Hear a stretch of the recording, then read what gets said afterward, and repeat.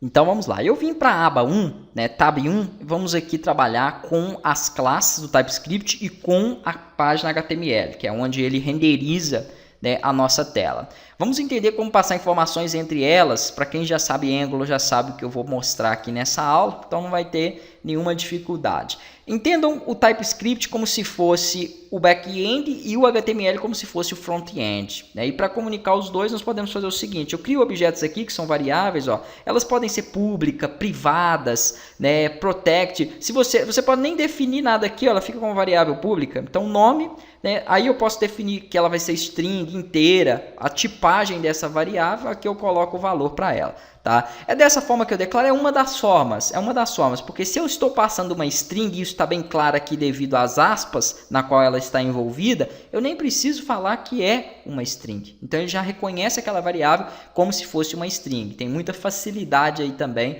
né, dentro do desenvolvimento. Eu vou para o tab1 page.html e no título aqui acima no meu toolbar eu vou colocar o seguinte, ó, nome. Ué, mas o que foi isso que eu fiz? Eu abri duas chaves e fechei duas chaves e no meio coloquei o nome do objeto, que é a nossa variável lá no caso de nome. Isso é chamado de data bindings, tá? É a forma na qual você renderiza as variáveis aqui em tela. Também tem gente que chama de interpolação, mas isso pouco importa. O que importa é que você saiba como que faz isso. Então aqui dentro da minha toolbar ele já colocou o nome, no caso ali, Hugo Freitas. Eu poderia aqui também, como eu falei, ó, não necessariamente definir que ela é string. Se eu fizer isso aqui não tem erro nenhum, tá? Ele entende que ela é uma variável string, ó. Vamos colocar aqui Hugo de Freitas, só para mudar lá, e ali ele vai dar a renderização e ele tem que alterar, ó. Vamos aguardar, tá lá. Então nada vai mudar, ela já fica como uma variável string. Aqui temos o método construtor, né, para poder colocar algumas chamadas. Abaixo dele, vamos criar um outro método. Como que eu crio um método? Eu não preciso também colocar function, nada disso. Só colocar o nome dele, ó, chamar nome.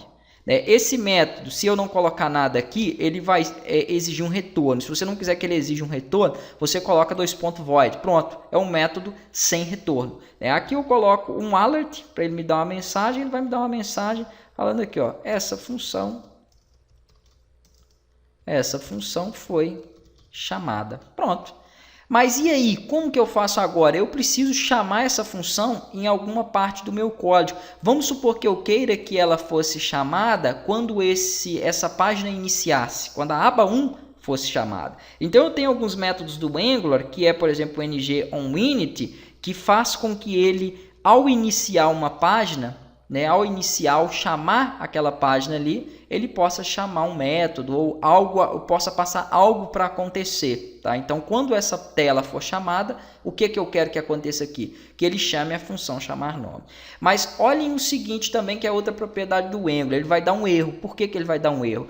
Todas as vezes que você for utilizar um objeto fora daquele método, você tem por obrigação que colocar o this aqui na frente, tá? Então vai ficar this ponto e aqui vem a variável ou o nome do método. A mesma coisa, ó, this ponto nome, que é o objeto que eu tenho lá. Vamos supor que eu queira passar um nome diferente para ele. Eu tenho que utilizar o this porque ele não está nessa mesma classe. Mas vamos supor que aqui eu tivesse criado, por exemplo, uma variável, uma string, string nome2, é só um exemplo aqui, tá? E aqui essa minha string nome2, eu fosse utilizar ela aqui dentro. Neste caso, para poder trabalhar e utilizar dentro da mesma classe, eu não precisaria passar o this. Depois eu mostro isso para vocês mais adiante. O que vai acontecer aqui? Ó? Vamos ver se ao iniciar agora a aba 1, eu tenho essa informação ali, né, recebida. Vou voltar para ela, clicar nela. Opa, ele não chamou. Vamos analisar aqui no código.